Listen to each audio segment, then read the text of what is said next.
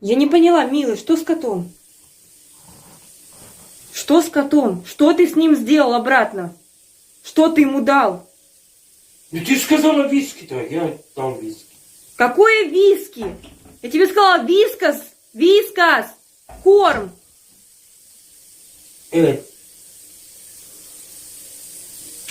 Чувак, нормально все?